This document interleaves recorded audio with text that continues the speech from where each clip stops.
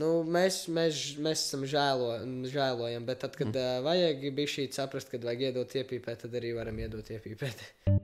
Jaunās tūžas epizode. Neaizmirsti uzspiest like, uzrakstīt komentāru un abonēt šo kanālu. Ja nē, tad tu nemīli savu māmu. Es gribu violetas banknotes, no Spānijas visas sievietes, atrakt no vēl cāpēnes, iekurs būs mums zemēnes, viņai galvā pienēnē, aiz striņiem krūms lasu aven, jo būtā, tādu jobu.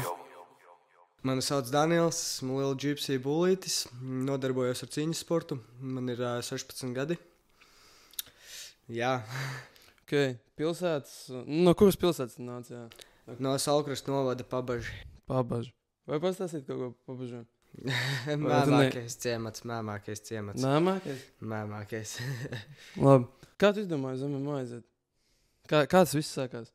Viss sākās ar to, ka es gribēju tīri tikai pašaizsardzības dēļ, un ir tāds Roberts Rāviņš, sekoja ļoti līdz viņam TikTokā, un viņš pagājuši gadu 27. augustā aizvadīja savu cīņu Geto Fightā, kur es biju skatīties, un man tas pasākums ļoti patika, un es gribēju būt tādā līmenī, kā viņš startēt tādos pasākumos Geto Fights, piemēram, un tad es jautāju viņam, kur viņš trenējas, vai es varu pievienoties, un tad es iesaistījos palānām, un lūk, es esmu šeit. Kurā klubā tu trenējies? Sāku es ar Gracie Bāra Brasa, tagad trenējos MMA Salaspils. Salaspils. Ok. Un cik bieži tev ir treniņi? 3 reizes nedēļā. Un cik viņi gari? Tā kā stundu? Pusotru stundu. Pusotru stundu. Ok. Tu esi pats piedalījies Geto Fightā, ne? Jā, man ir bijušas 2 cīņas Geto Fightā. Kā gāja? Pirmā bija neizšķirts, otrais zaudējums. Kas tevi mudina cīnīties? Nu, es gribu būt tāds kā Konors Makgregors, piemēram, šaumenisms. Es gribu pelnīt ar to naudu. Un kāpēc man jāiet strādāt, ja es varu cīnīties, trenēties un vienkārši pelnīt ar to naudu, kā to dara Konors. Tev bijuši vairāki treneri, vai ne? Jā. Ir kaut kādas atšķirības starp viņiem, tā kā viens, kas tā kā kaut kā savādāk to pieeja, nu tā kā Jā, ir mans galvenais treneris, kas man ir tagad Kaspars Rūtiņš, viņš vairāk strādā uz tehniku, uz tehnisko izpildījumu. Iepriekš bija tāds Edijs Pizāns, kur ir tikai spēka treniņi, fiziskie treniņi tieši izturībai. Ir Andrejs Maslovs, kas piesaista vairāk uz cīņu uz zemes. Un ir Sergejs Vartans, kas tikai cīņu uz zemes, kā laukt kājas, rokas un žņaukt pareizi. Tas ir, visiem ir savu pieeja, bet man vairāk patīk, kā Kaspars trenē un Edijs. Ok. Ko tu iegūsti tā kā no zaudējuma vai no uzvarām? Tā kā? No zaudējuma es iegūstu mācību, ko darīt nākamajās cīņās, ko labāk nedarīt. Un tā ir kārtējā mācības, ko vienkārši tu saproti, kur tu esi pieļāvis kļūdu. Jā. Kā tu salīdzini savu pirmo cīņu ar savu pēdējo cīņu? Nu, pirmā cīņa bija tā, ka tas ir tā kā, es nezinu, ar ko pat salīdzināt. Uz pirmo cīņu es nebiju gatavs. Es mentāli kaut kur biju sabrucis. Bet tur es neparādīju ne tehniskajā izpildījumā, ne labi. Bet salīdzinot ar pēdējo cīņu var redzēt, ka es esmu audzis, man ir progress un kad es nebaidos kauties. Un kad es esmu gatavs parādīt cīņu labu. Kad tev bija pirmā cīņa? Pirmā cīņa man bija 26. februārī. Šogad? Nē, pirms gada. Okay. Un cik ilgi tu ej MMA? Tūlīt būs 2 gadi. 2 gadi. Kas tev kā svarīgāks, priekš cīņas vai MMA, kā fiziskā sagatavība vai kā emocionālā sagatavība? Nu, fiziskā sagatavotībai vienmēr ir jābūt, jo ja tu nebūsi fiziski spēcīgi gatavs tai cīņai, tad tu arī mentāli būsi sabrucis uz to cīņu. Tā kā es domāju, ka man svarīgākais būtu fiziskā. Fiziskā, jā? Ok. Un kā tu tiec galā ar stresu? Tā kā pirms cīņas? Jā, pirms cīņas, jā. Es cenšos sev nomierināt un ieskaidrot savu galvā, ka es esmu labāks nekā savs pretinieks un kad tā ir mana cīņa, kad es viņam nedošu tik viegli viņu. Ko tu vari pastāstīt, kas pro? Nu, es domāju, ka tā ir organizācija, kurai ir liels potenciāls, kas nākotnē tiešām izskatīsies kā mūsu slavenais UFC. Jo viss sākās ar underground līmeni. Tur vāca čokus vispār, kas netrenējās un deva iespēju cilvēkiem. Nu, tagad jau tas ir aizgājis vairāk jau kā profesionāls līmenis. Tur savāc klubu no vairākiem klubiem sportistus. Nu, organizators ir mans treneris, un mēs ar treneru esam runājuši par to. Man personīgi organizācija ļoti patīk, un es esmu no cilvēkiem daudziem dzirdējuši labas atsauksmes. Ir arī, kam ir nepatīk, bet, it is what it is, katram ir savs. Es redzēju ziņās, ka viņiem kaut kāda sūdi ir vai kaut kas tāds. Tu zini kaut ko par to? Vienkārši cilvēki ir sašutuši par to, kad viens sportists salauza kāju, un kad ātrā palīdzība bija ļoti ilgi jāgaida, cilvēki nesaprata to. Cilvēki ir uztraukušies par to, ka tai organizācijai nav mediķi un tā tālāk, un viņi domāja, ka viņi caur ziņām ies un ka tas viss palīdzēs, bet organizācija tik un tā turpinās savu darbību. Tikai būs tā, ka nepilngadīgie sportisti vairs nekausies case profilu. Jā, tad tu vairs nedrīkstēs. Ne. Būs tikai pilngadīgie. Tas ir daļa likuma, jā? Jā, zem federācijas tas ir. Okay. Varbūt nākotnē būs, bet es šaubos tikai tāpēc, ka ar kājasargiem case profilu negribu laisīt šovu. Nā, viņi grib tādu. Tā kā pro līmenī, kad visi ir. Skaidrs, jā. Un tev ir kaut kāds līgums jāpraksta pirms cīņas? Kas tajā līgumā ir rakstīts? Es nezinu, cik daudz es varu teikt, bet par to, ka es esmu samierinos ar to, kas var būt, kas var notikt ar mani. Kad ir varbūt traumas un kad es pats parakstos to, kad tu esi pats atbildīgs par to? Jā. Ka viņi vispār neatbild. Kāds salīdzini savējo klubu ar kaut kādiem citiem Latvijas MMA klubiem? Es grūti stāstīt tikai tāpēc, ka es visos tajos klubos, kas ir Latvijā, tieši neesmu attīstījies, vēl neesmu bijis trenēties. Par savu klubu pagaidām es varu teikt tikai labu, neko sliktu, jo tas klubs ir nesen atvērties, tikai MMA Salaspils ir 6 mēnešus. Tā kā, salīdzinot ar, piemēram, Gracie Barra Brasa, kas ir jau vairākus gadus jau. Kur viņš atrodas? Unijas ielā 14. Rīgā? Jā. Okay. Tur ir spēc treneris, viņam ir melnā josta Brazīļu jiu-jitsu, viņš ir speciālists, visam izgājis cauri. Ja salīdzina MMA Salaspils ar Gracie Barra Brasa, tad Gracie Barra Brasa būs labāks tikai tāpēc, ka treneri ir kvalificēti un izgājuši treneru kursus visus un zin, ko māca. Un Salaspilī nav? Salaspilī ir treneru kursi izieti, bet nav tik liela pieredze kā. Okay. Bet kā fighteru ziņā starp citiem klubiem tev nav tāds, mēs esam labāk nekā viņi vai viņi ir labāk nekā mūsu? Nē, ir, protams, tas es esmu pazīstams ar ļoti daudziem cīkstoņiem no citiem klubiem, kas trenējās, kas ir jau trenējās vairākus gadus un ir labāki. Viņi neklusē, viņi saka, jā, mēs esam tur labākais klubs un mēs tur jūs iznest un tā tālāk. Katram ir savs viedoklis, to visu var atrisināt ringā. Ok. Tu domā, tu viņam nepiekrīt, jā? Nē. Nepiekrīt? Nē. Okay. Tu pateiksi, kādi klubi to saka? Vai? Sevārds Latvija. Kāds ir bijis tavs žoskākais fights? Otrā cīņa geto fightā man bija jāizvada cīņa pret Romu tautības čoku, kas trenējās jau 12 gadus. Tu viņu uzvarēji? Es, diemžēl, zaudēju viņu. Kāpēc tev kā Lil Gypsy iesaukts? Dēļ tās otrās cīņas, kad es zaudēju ar sāpju paņēmienu, man uztaisīja sāpju paņēmienu, lauza roku. Kas ir sāpju paņēmienu? Tā kā, ka tev lauž rokā ārā. Un tā kā tev paņem pozīcijā, viņu lauž vienkārši ārā. Vienkārši lauž, jā. Jā. Kad tu dabū tādu, tad tur nav izredžu baigi vairs jau kā tikt ārā no tāda. Un es viņam zaudēju, un pēc tam es treneriem teicu, ka es gribu rīmaču, es gribu vēlreiz viņu, jo es zināju, ka es biju pārliecināts, ka es viņu varu uzvarēt. Un tad viņš tur visu laiku kaut ko piekrita, bet pēc tam, tad, kad jau nāca tā cīņa tuvāk, viņš leca nost no tās cīņas. Un tā, ka man bija Gypsy Slayers iesauka. Jā. Ko es pārmainīju?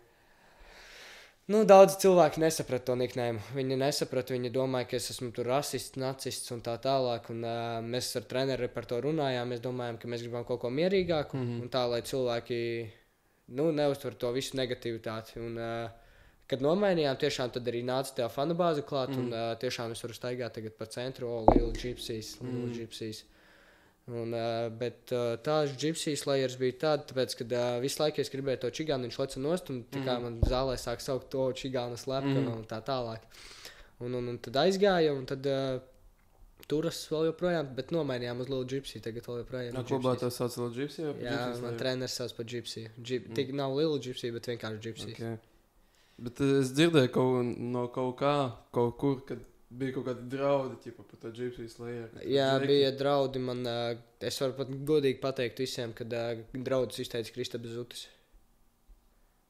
Kā viņš to teica? Viņš man draudēja, ja satiks viņam pohuj, cik man ir gadi. Yeah? Un kad viņš man iepļaukās, sasitīs, un tāpēc, ka viņš pats ir Romu tautības cilvēks.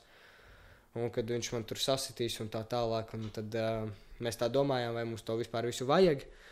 Kad mums tur nāk, tur klāt un kaut ko, un beigās tad nomainījām vienkārši tagad visi ažiotāži beigusies. Un, jā. Zutis, mazus. Teiksim tā jaunieši gribas īsti. Jā. Nu jā, Zutis.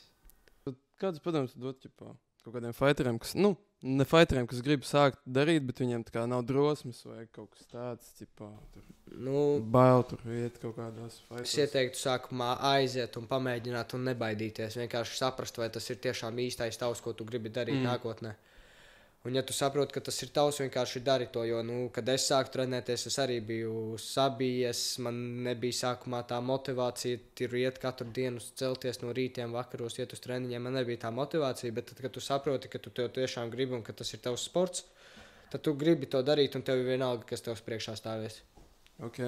Es varu pateikt to, ka Gypsijas nekur nepazudīs. Gypsijām aprīlī ir Lietuvas čempionāts. Lietuvā, tu brauks uz Lietuvu, jā? Jā. Un 4. maijā man ir Baltijas čempionāts, tā kā Gypsijas nekur nepazudīs, Latvijā cīņas nebūs, bet par mani jūs noteikti vēl dzirdēsiet. Kāds tev prognozes faitam? Es gatavojos, tagad ir ļoti smagi gatavošanās, katru dienu gandrīz treniņi jau pusotru stundu vai? Tagad ir 2 stundas. Katru dienu? Jā, katru dienu. Un bišķīt jau vēl, bet, kas jādara, vienkārši ir jāiet pēc tām uzvarām, nevar jau vairs zaudēt. Tu esi bijis kaut kādā street fightā? Nē. Bet ko tu vispār domā par street fightām? Es personīgi kā fighteris, kas cīnās ringā, uzskatu, ka tas nav vajadzīgs. Nav vajadzīgs? Tu pierādītu to, ka tu esi tā kā gangsteris un fighteris un iedot pizdīvi čovakam, kas netrenējās, tā nav māksla. Es nezinu. Vienkārši es personīgi tā ar lielajiem gangsteriem daru, kas grib sasist. Man vienkārši pasaka, kur ir jāierodas, cikos un sparingi un let's go. Ir tā bijis? Ir bijis, bet neviens nav atbraucis. Jā? Protams. Es saku, visiem ir lielas mutes, bet tad, kad ir jādara, tad viss pazūd. Bet tev Kristaps Zutis privāti rakstīt? Jā. Man bija izteikti gan zem video komentāriem, un tad jau gāja privāti, bet tad jau mēs pēc tam jau sākām runāt, kad mēs mainīsim niknējumu, kad viņš nav tur vairs nedusmojās tur tā kā, un tad jau viss pamierīgo, bet tagad jau tā kā dēļ tā, ka viņš sāka to visu sūdu ar case profilu, ka viņš visu sāka caur ziņām iet. Jā, tas bija Zutis, kas tev gribēja iegāst, jā. Jā, un tad tagad arī ar viņu kontakts ir tā samazinājies, vispār nerunājam, mēs ar viņu nekontaktējamies vispār kā klubs un treneri. Un saprotam, ka vienkārši cilvēks ir galvā bišķīt, nav vesels, kad tur. Viņš tā kā, viņam nepatīk tā visa organizācija. Mēs personīgi uzskatām, ka viņam skauž vienkārši, ka viņš nevar uztaisīt labāk. Tā varētu būt, bet viņš ir boksers, ne? Vai viņš ir MMA vairāk? Viņš tur ir visur, viņš ir boks, viņš ir MMA, viņš ir kickboks, un tur vispār nevar jau vairs saprast. Boksers varbūt kaut kāds viņš ir, bet MMA fighters nav. Kad šeit viņu vajadzētu skaist proaizus, kā fighter tur? Jā, tur vajadzētu Robertam Rāviņam cīņu pret viņu MMA noteikumu. Tas būtu labs īstenībā, tas būtu ritīgi labs šovs. Jo Roberts Rāviņš arī publiski izteica, ka, ja tu gribi atrisināt problēmas, mēs varam izdarīt pēc MMA noteikumiem, uz ko viņš noignorēja un nobloķēja. Jā. Skaidrs. Bet kā tu pieteicies tam? Tas tā kā tavs treneris viņu sāka taisīt? Jā, mans treneris uzsāka visu. Mēs izdomājām, ka mēs uztaisīsim hypu, lai uzētu tā organizācija, lai cilvēki uzzina, kas tāds ir. Kā jūs to izdarījāt? Es izgāju pliks par Origo. Es atceros to video. Tur, kur uz muguras bija Gypsy Slayer rakstīts. Un tas video ļoti ātri aizgāja. Viņš ļoti ātri aizgāja. Tur 1000 skatītāji, viņi nostījosies no citām valstīm. Un tad mēs turpinājām tā hypot, mēs kaut ko darījām, mēs kaut ko likām visu laiku, un tā pamazām sākām jau vākt fighterus, kas cīnīsies pirmajā šovā. Sākām komplektēt pārus, bija pirmie face-to-face, Un cilvēki sāk skatīties, viņiem bija tā interese. Bet, sākumā mēs nedomājām, ka tas pasākums tik traki aizies. Jau pirmajā šovā, ka viņš aizlidoja, tiešām tur bija 1000 skatītāju uz vietas. Uz vietas 1000 skatītāju. Un vēl online kaut kāda 1000. Jā, 23,000. 23,000 online. Jā, 23,000 online skatījās. Tas tā kā... Cik tajā klubā tad var salīst cilvēki? Tur 1000 ir tas tā kā... Pusotrs, man liekas, 1000 tikai tur var salīst. Tur jau tā nebija vietas. Tur vispār bija. Tas ir ļoti daudz. Otrajā šovā arī tur nebija vietas. Tur bija 2 vairāk cilvēku. Tur bija pie pusotra jau točni. Un tur reāli nebija, kur tur viss braucies, visiem garām grūsties. Un tur vispār nebija vietas. Bet es pārējiem lieku, tur daudz nāca jau neuzstājiem. Es atceros, man šeit vēl tev bija tā, ka tur kaut kas nāca, ķipa uzmeta. Vai tas bija citiem fighteriem? Tieši pretinieki? Jā, man bija 6 cilvēki, kas nolaica. 6 cilvēki? Jā, es biju vienīgais, kam 6 cilvēki nolaica, un visiem bija 20 plus gadi. Tur vienam īkšķītis sāp, vienam pirksts sāp, vienam galva sāp, otrs nav gatavs, trešais negrib filmēties, un šitā te visu laiku, un tad uzradās viens potenciāls pretinieks, kas tiešām sākumā pats domāja, ka viņš nobīsies un noliks, bet izgājām, parādījām tajā vakarā labāko cīņu. Vienu no skatāmākajām cīņām. Uzvarēja? Neizšķirtie devu, bet tur dalīts tiesnešu lēmums, tur es pat nesapratu, bija šī bēdīgs bija, tikai tāpēc, ka es stabilu to cīņu viņu ne. Kā, var saprast, kad tu esi uzvarējis cīņu? Nokauts kaut kāds? Nē, tur pēc punktiem skatās. Nē, bet ir arī nakauts. Ja tu esi dabūjis nakautu, tu esi uzreiz uzvarējis. Vai arī tas žņaukšanas vai lošanas paņēmiens. Ja tu nočauko pretinieku, tad tu esi uzvarējis. Tēps, Jā, tēp. Kā viņi tos punktus skaita? Pēc sitieniem. Cik tu tā kā trāpi? Jā, ja tu trāpi vai tu uztaisi metienu, tu dabū top pozīciju. Tas arī tur ir tie punkti klāt, bet, tur ir, es nezinu, kā tie tiesneši vērtēs, diemžēl neesmu tiesnesis, un es nezinu, kā viņi tur vērtē viņus. Čauki, metiens? Tu teici metiens? Jā, metiens. Kāds tas metiens? Var pārmest pāri mugurai, tu viņu vari pacelt, pārmest. Es laikam sapratu, ko domā. Un ar kādiem cimdiem tu trenēsi? Kā MMA cimdi, boksa cimdi, bez cimdiem? Tikai MMA cimdi. Tikai? Vispār nav? Es boksa cimdus, es nemāku ar viņiem kauties, vispār man nepatīk. Draugi arī MMA nodarbojas, viņi tikai ar boksa cimdiem trenējās. Tas ir kā kurš klubs, jo daudz klubi ir, kas trenēs tikai ar boksa cimdiem un uz sacensībā vēl tikai MMA cimdus. Bet mēs izdomājuši tā esam, kad... Ar MMA cimdiem, lai tas fighteris, kas cīnīsies, drīz lai viņš pierod pie tā MMA cimdiem, jo pie boksa cimdiem ļoti ātri var pierast. Un tā kā kuloks ir šitā saspiests visu laiku ir. MMA cimdiem tev tā roka ir brīva visu laiku. Un ka tu arī kustēties. Un, es personīgi uzskatu, ka MMA cimdi ir labāki. Tieši MMA sportā MMA cimdi ir labāki nekā trenēties ar boksa cimdiem. Kāpēc? Tāpēc, ka tev tā aizsardzība rokām, tu tur saturi visu laiku šitā te, un tu turi tās pusotru stundu šitā roku, un tev jau tā sāk pierast, un ka tev sacensībām jāvelk īstiem MMA cimdi, kur tev vienkārši viss ir brīvs, tu vari kustināt brīvu roku, un tad tev reiz ir tā savādāk tās sitiens, jo tev MMA cimdi ir vai nu pro cimdi, kas ir tā kā pliks kuloksist, vai arī tā kā mācību cimdi, kas ir ar šitādu bumbulu. Bet tur beigās starpība tāpat, es domāju, ka jūt. Jā, tas ir atšķirībā kādi cimdi, kādas firmas, jo, ir daudz, kam ir tas bumbulis, viņš ir ļoti ciets, un ir daudz, kam ir ļoti mīksts viņš.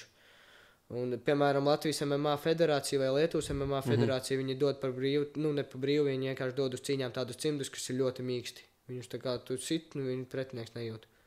Var teikt tāpat, ja tev nav fizisks, tu neesi fiziski kaut kāds Maiks Taisons. Es domāju, ka MMA ir tā kā daudz brutālāks par boksu. Jā, noteikti. Bet, ja tu nejūti, ka sitienu... Tas ir, MMA ir tā, ka MMA tas ir pro MMA un ir amatieru MMA. Amatieru MMA ir tie, var teikt, mācību cimdi, un pro MMA ir tā kā ar pliku roku. UFC cimdi es redzēju, ar tādiem ir pro. Ar tādiem ir ļoti žoskas sist. Tu jūti visu. Un MMA ir brutālāks tikai... Jā. Sacensībās? Jā, KS Pro. KS Pro. Jā. Jūt visu, tu izlaidi sitienu, tu jūti kā žoklis, vienkārši bum aizlido. Pretiniekam es? Man personīgi bija tā. Bet MMA ir bīstamāks tikai tāpēc, ka ar alkoņiem arī var sist.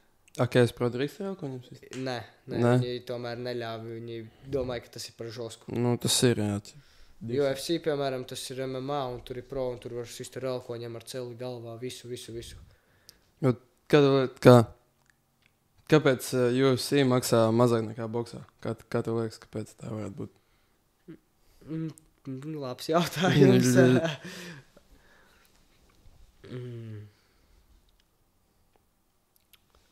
Es nezinu, es domāju, ka boksā ir vairāk tādas leģendas, tā kā, kam ir jēga maksāt vairāk. Un arī ir vairākas jostas boksā. Ir pasaules čempioni, ir vita čempioni, ir tur vēl visādi čempioni jostas. Un es domāju, ka boks ir attīstījies vairāk nekā MMA, jo MMA ir pagaidām tā uz zemes, kamēr boks ceļās tikai. Ja pastīsimies to pašu Džeiku Paulu, viņš tur pelna jau cik tur tūjitās par vēl Tysonu cīņu, vēl nopelnījis tur 20-30 miljonus. Un tur es domāju, ka vienkārši cilvēki grib vairāk redzēt tādas cīņas nekā kaut kādu MMA pieņemsim. Un cilvēki maksā par to, un ja tā organizācija, es domāju, ka vairāk ir boks attīstīts, un tāpēc arī boksā vairāk maksā nekā MMA. Cik ilgi pastāv MMA vispār?